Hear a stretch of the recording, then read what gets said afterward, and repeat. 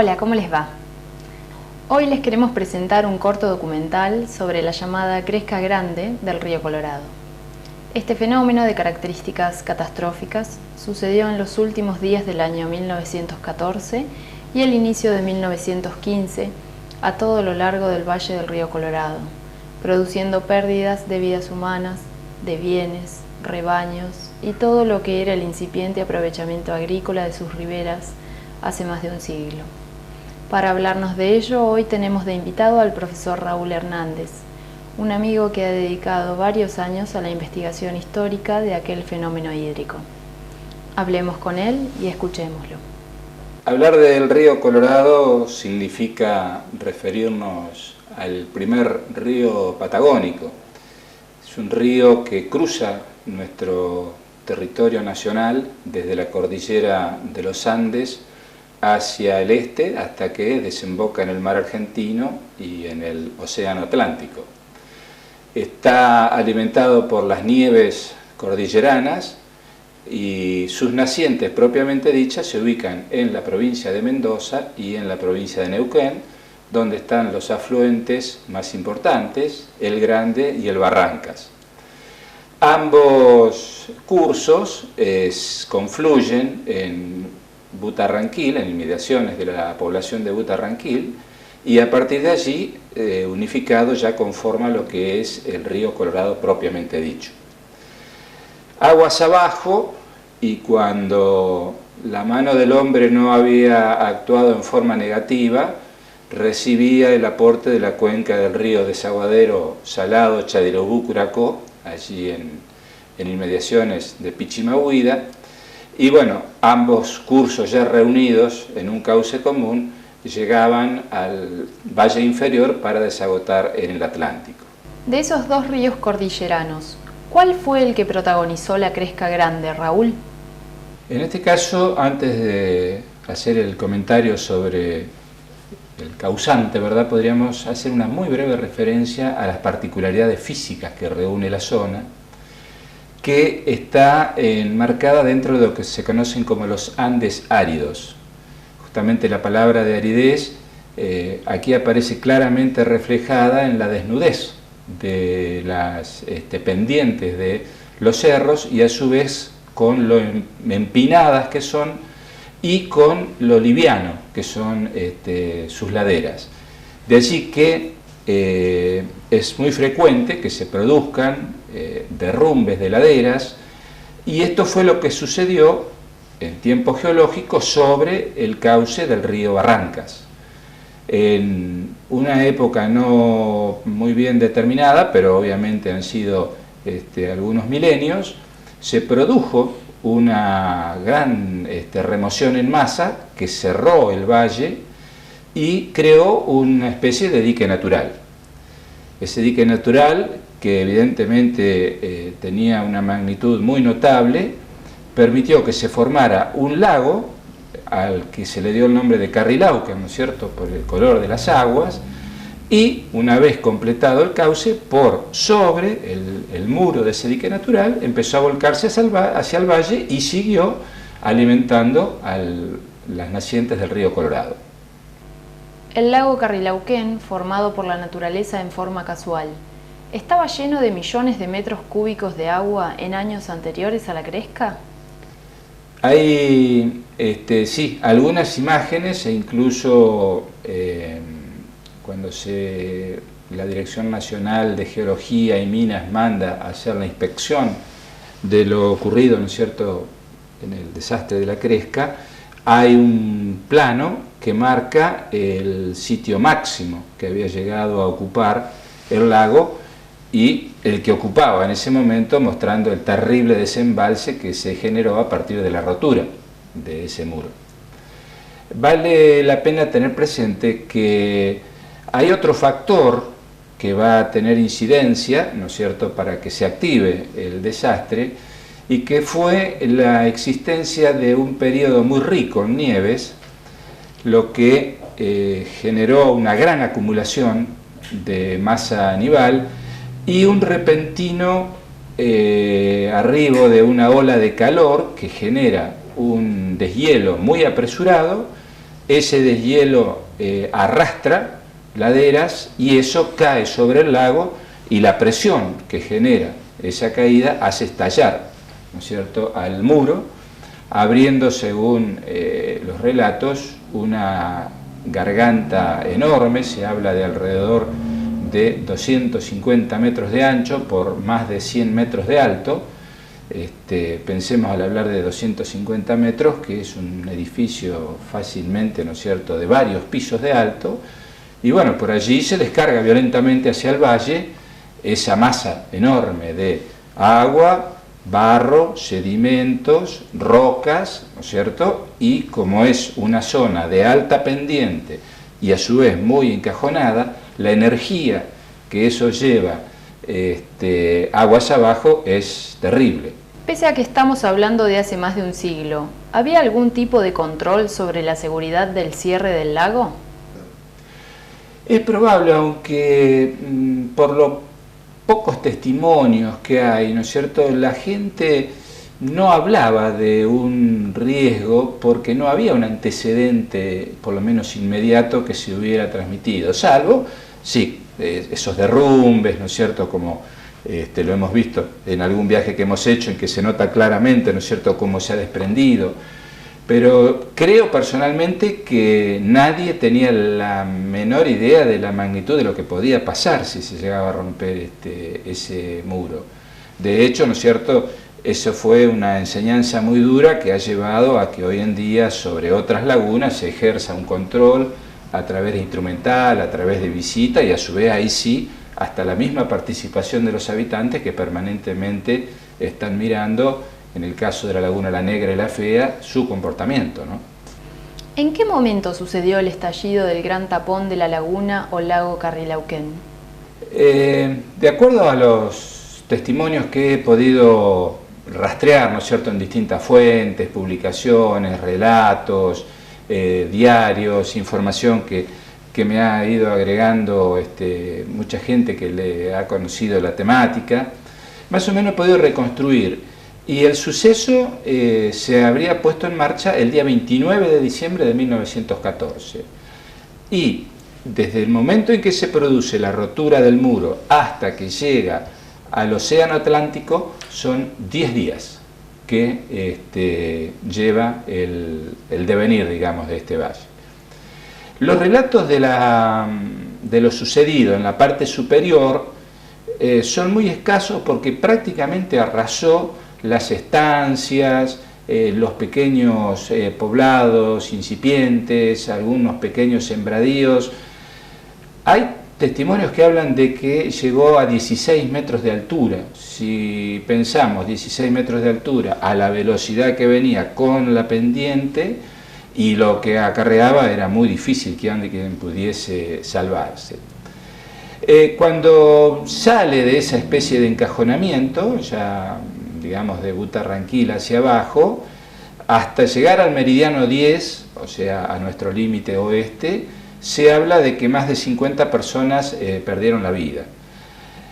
Los datos no son muy fidedignos justamente en cuanto a los daños personales que ha habido, ¿verdad? Lo que se encuentra son la información de los cuerpos hallados, ¿no? Hay personas que nunca fueron halladas, muchos desaparecidos, ni que hablar de lesionados, heridos y cosas por el estilo. Cuando ya entra en nuestro territorio nacional, que era aquello, va a impactar directamente, ¿no es cierto?, sobre lo que sería el frente de la colonia 25 de Mayo, donde allí, de acuerdo a lo que en algún momento contó la viuda del comisario Díaz, que era el comisario que falleció junto con un hijo y otra persona más,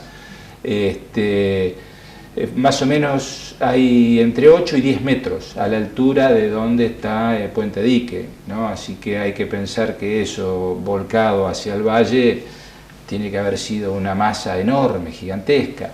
Según el cálculo, por el desembalse salen 2.000 millones de metros cúbicos, es una cantidad formidable.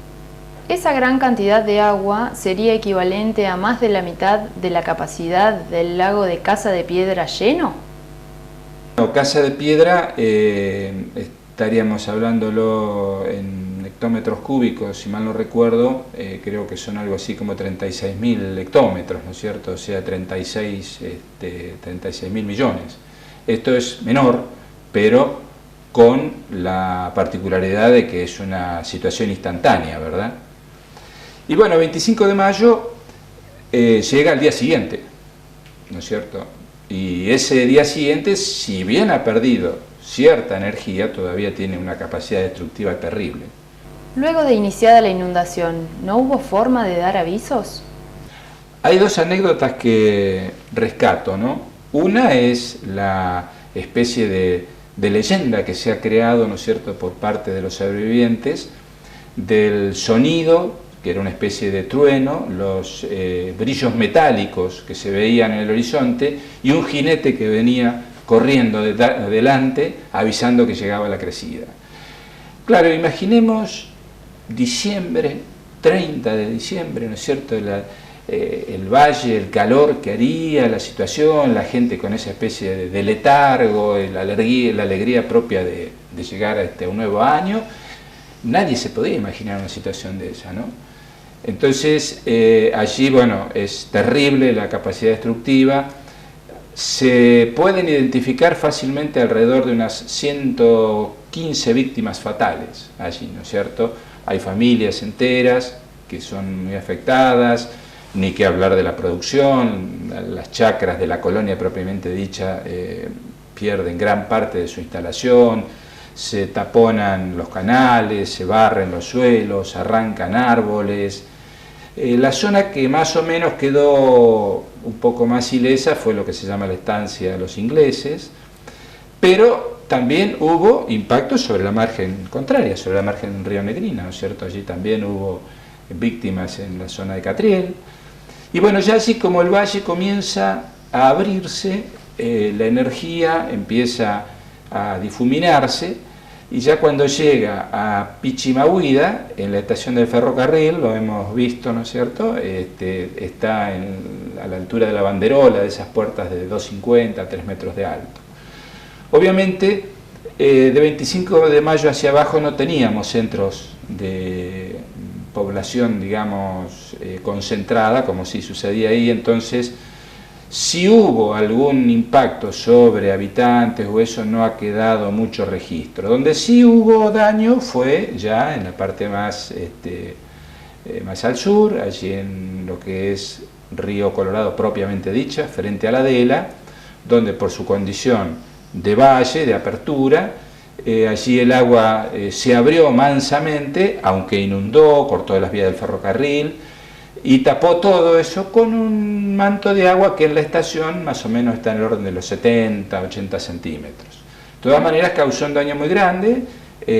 Un tren que venía en auxilio quedó detenido en el medio porque la correntada lavó las vías, ¿no es cierto? Quedaron las vías en el aire, la gente se refugió en los techos de los vagones, otros se subieron a la barda, y después sigue la inundación, llega al valle inferior del río Colorado, en la zona de Pedro Luro, donde allí, bueno, también va a causar daño sobre el área de cultivo, y finalmente deja una especie de barra, crea ya dentro de lo que sería la desembocadura en el océano, que es el material de acarreo que había llevado.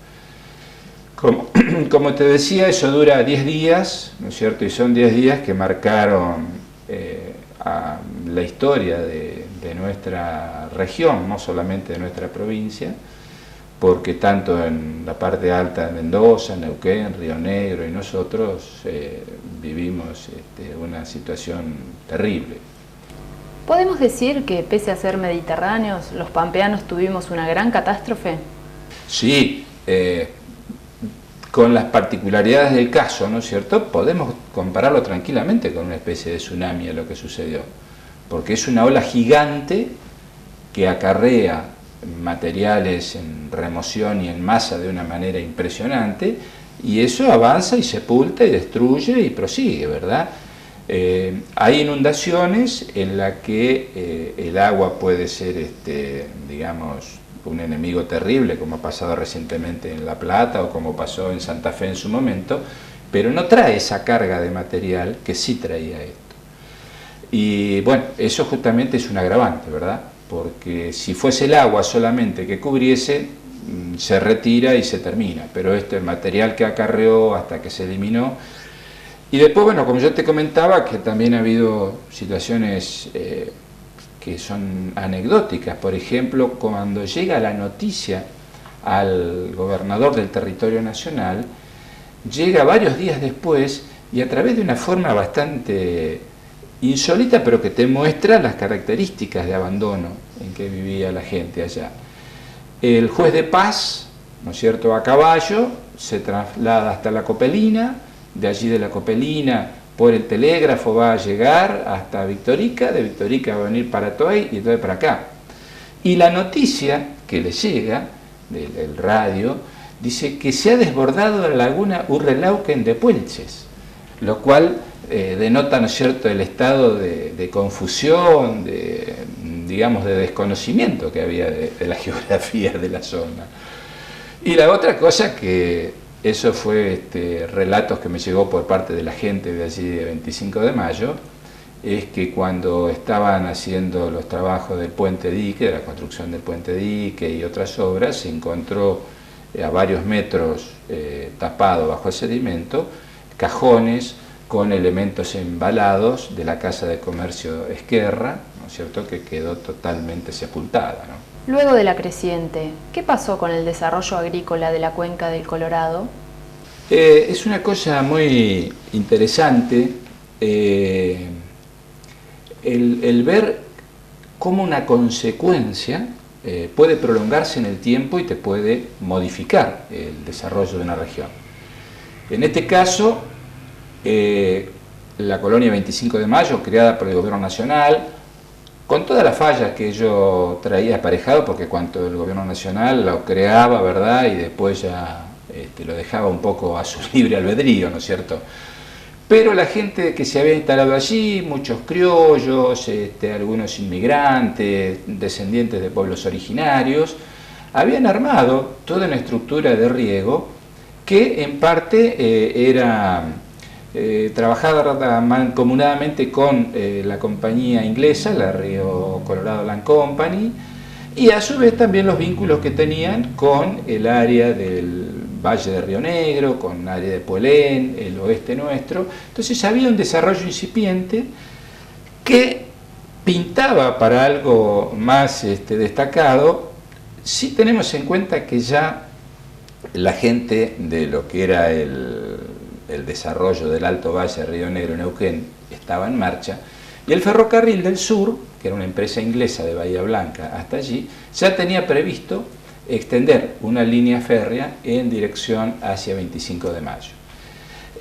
Tengamos presente que ya los ingleses venían viendo el territorio sur de la provincia como un área que les resultaba interesante, a raíz, por ejemplo, de la explotación minera de inmediaciones de Puelches, donde construyeron el puente de Pichimahuida justamente para que pasara la carga, ¿no es cierto?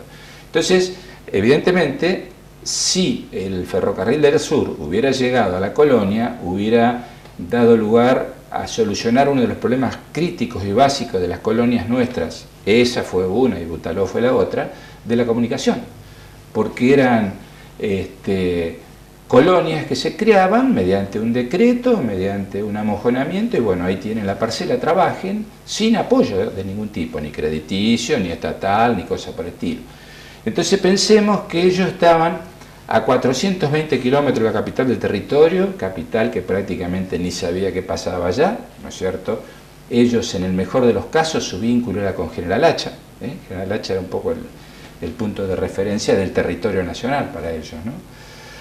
Y bueno, todo eso, más la previsión que había de poner bajo riego nuevas superficies, seguir creciendo, el hecho de estar conectado a otros mercados, de tener posibilidad de transporte, hubiera significado un cambio rotundo.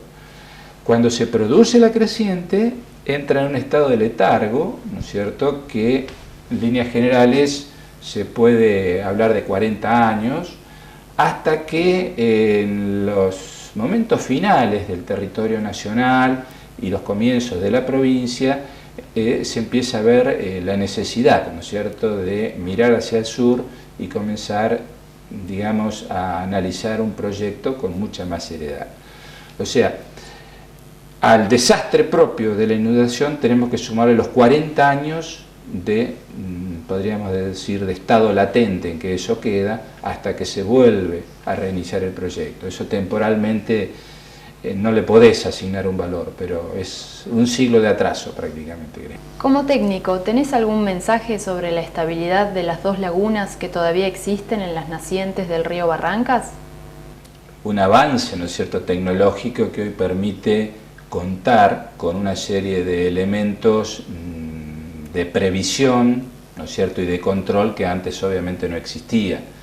Tengamos presente que el COIRCO, el Comité Interjurisdiccional del Río Colorado, ¿no es cierto?, ese organismo integrado por las 5 provincias ribereñas, tiene instalada una estación automática, satelital, que está informando permanentemente sobre la situación de la nieve, las precipitaciones, los niveles de las lagunas.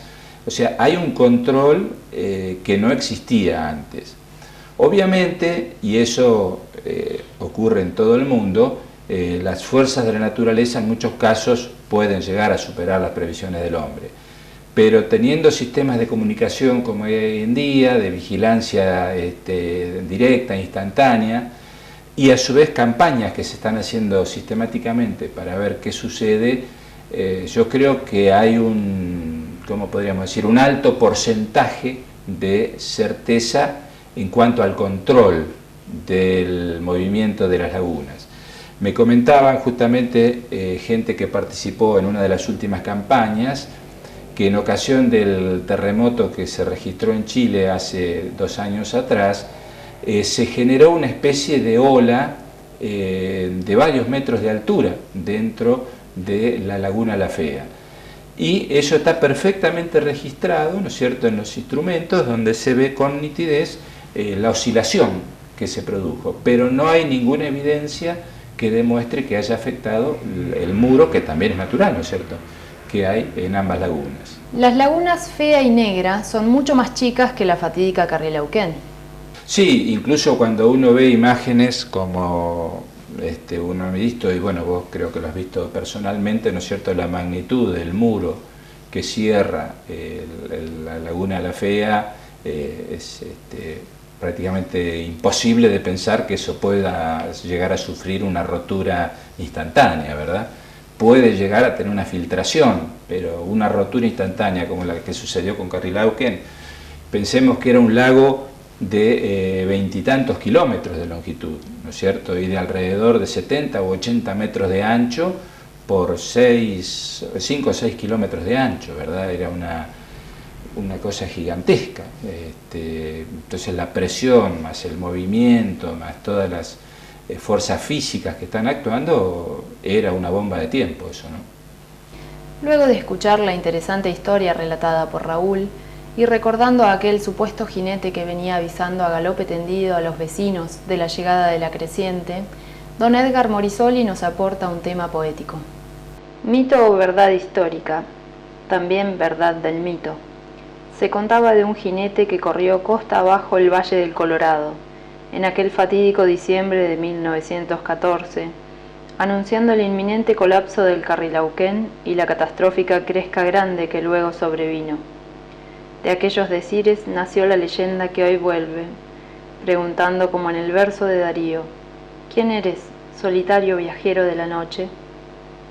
Leyenda del jinete. Todavía levanta el verano su estrofa más libre, el penacho de las cortaderas, y las golondrinas remontan su danza nupcial en los cielos del sur y del alma. Hasta aquí la canción, aunque trunca. Lo que sigue no es cierto ni incierto, es rapsodia o centón de los montes, brumosa memoria de algunas riberas, provincia ilusoria del sueño, relato y romance de extintos fogones cuya lumbre custodia mi frente o inventa mi sangre. ¿Quién es el jinete sin rostro que llega, sofrena y se apea junto al guardapatio? ¿Quién envía ese propio que baja de las veranadas, cruzando escoriales sin fin y cubierto de polvo?